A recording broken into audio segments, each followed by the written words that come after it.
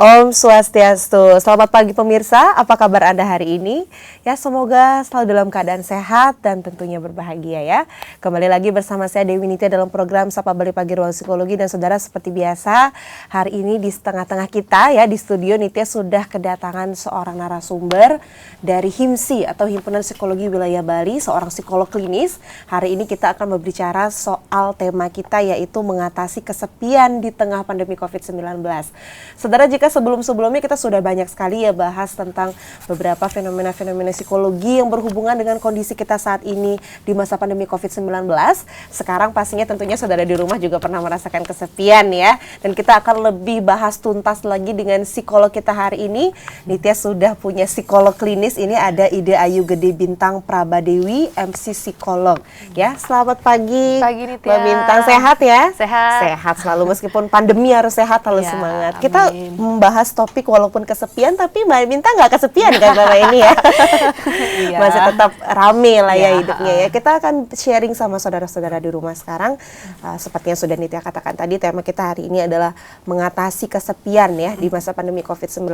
Karena memang selama pandemi ini terutama sejak kita sudah mulai menerapkan social distancing ya Kak ya, Iya, protokol rasanya kesehatan juga, ya. interaksi kita itu memang dibatasi gitu ya. Aktivitasnya yang tadi di aktivitasnya luar rumah sekarang tiba-tiba menjadi terkungkung, di dalam iya. gitu, mau nggak mau ya kita jadi merasa kesepian.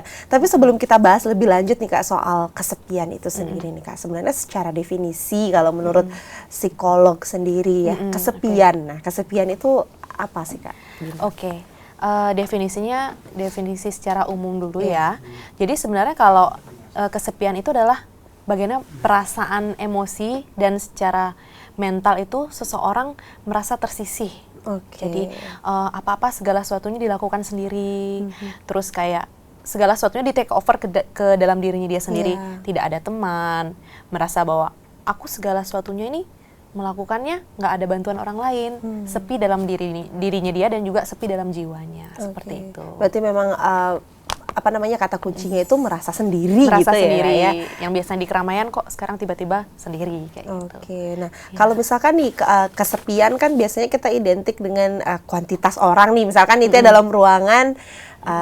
Kalau misalkan Nitya sendiri ya sepi gitu, kesepian. Tapi ternyata ada juga beberapa orang yang padahal dia melakukan aktivitas di tempat rame gitu, tapi tetap merasa kesepian. Tapi sebelum kita ke sana sebenarnya ciri-cirinya ini kita sudah mulai kayaknya aku ngerasa kesepian nih. Ciri-cirinya, gejala-gejalanya itu gimana sih Kak? Oke, sebenarnya sih ciri-ciri atau gejala dari setiap orang yang ketika dia mengalami kesepian itu berbeda-beda antara satu orang. Misalkan Nitya mengalami kesepian, ciri-cirinya A, B, C. Sedangkan aku kalau misalnya, saya misalnya merasa kesepian, beda. Jadi, tapi secara umum itu yang pertama adalah orang yang merasa kesepian biasanya mulai menarik diri dari lingkungan sosialnya. Jadi dia kayak merasa sendiri, aduh intensitas untuk ketemu orangnya dibatasi. Jadi segala sesuatu yang dia lakukan itu kayak merasa nggak bermakna. Terus yang kedua itu misalkan yang tadinya suasana hatinya senang nih, cepat berubah suasana hatinya. Senang dia, hore aku kedatangan temen.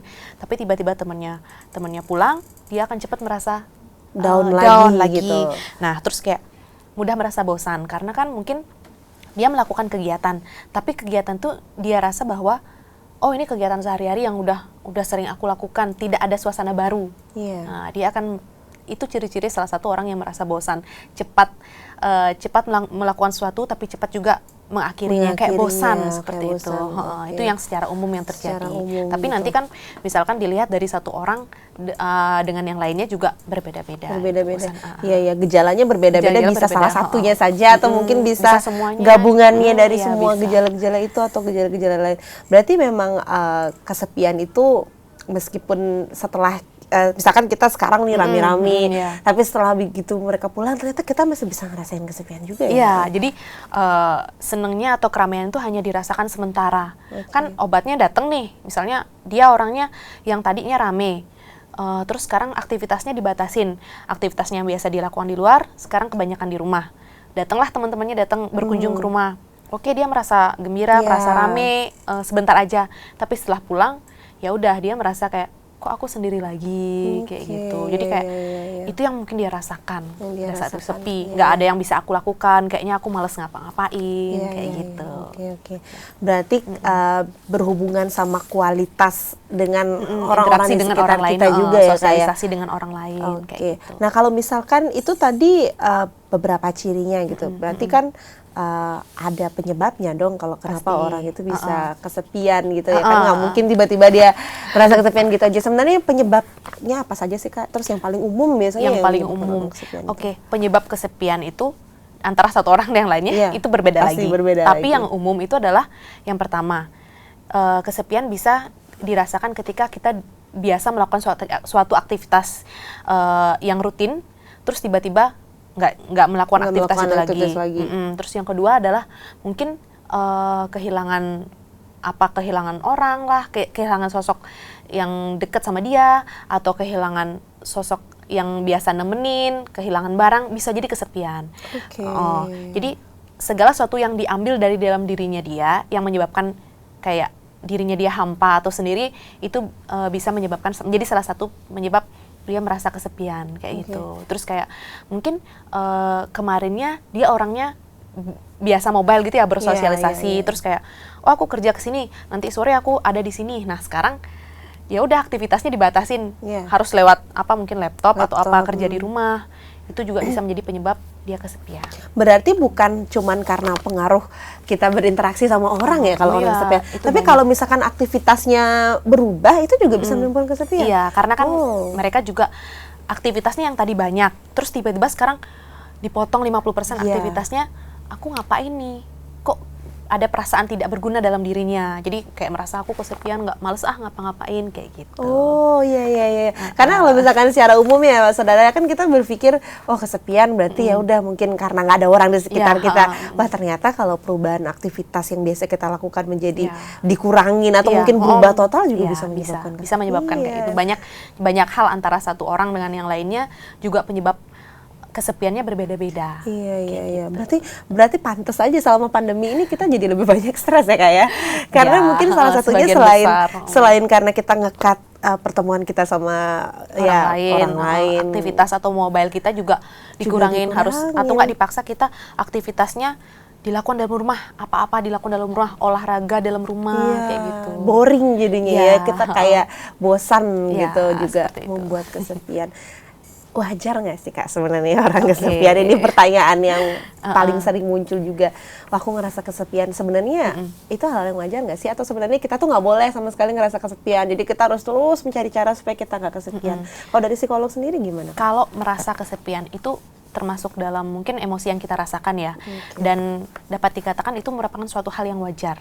Kesepian itu, apalagi di yang sekarang ini kesepian itu wajar. Jadi kemarin itu kita melakukan aktivitas yang banyak kegiatan, sekarang tiba-tiba minim kegiatannya, pastilah merasakan kayak stres mungkin, terus merasa sepi itu mungkin kesepian tuh mungkin awal ya dari segala sesuatu halnya yang terjadi kayak gitu. Jadi sepi dulu, terus dia kayak merasa bahwa apa ini yang bisa aku lakukan? Mungkin seorang tersebut belum menemukan kreativitasnya dari rumah. Jadi apa nih yang bisa saya lakukan? Nggak bisa ngapa-ngapain, mending tidur aja atau kayak gitu. Jadi aktivitasnya ya udah aktivitas standar yang dilakukan, kayak makan tidur kayak gitu. Jadi kan nggak ada gairah yang baru lagi. Ada challenge-nya juga, nggak ada tantangannya. Gitu. Itu wajar sih. Berarti memang sebetulnya itu wajar dan biasanya pasti dialami oleh sebagian besar mengalami perasaan seperti itu. Iya, yang membedakan mungkin responnya gitu ya. Responnya dan juga berapa lama dia bisa move on dari kesepian tersebut. Ada orang yang butuh waktu yang lama, dia terus merasakan kesepian walaupun udah sering diajak pergi, mungkin bukan diajak pergi ya Mbak, mungkin kayak udah bisa beraktivitas di luar rumah, kan memang mau nggak mau ada yang mengharuskan dia beraktivitas di luar rumah. Terus ada juga yang cepet, aku tahu nih, aku kesepian sekarang, apa yang harus aku lakukan? Dia udah tahu nih step-step apa yang harus dia lakukan untuk move on dari kesepian tersebut. Tadi itu pertanyaan yang bagus dari Nita ini juga. Aku kayaknya tahu nih aku lagi kesepian. Berarti mungkin ada orang-orang yang nggak sadar kalau dia kesepian, Kak Binta. Iya, dapat dikatakan ada orang yang bisa menyadari cepat bahwa emosiku nih sekarang lagi kesepian atau nggak stabil.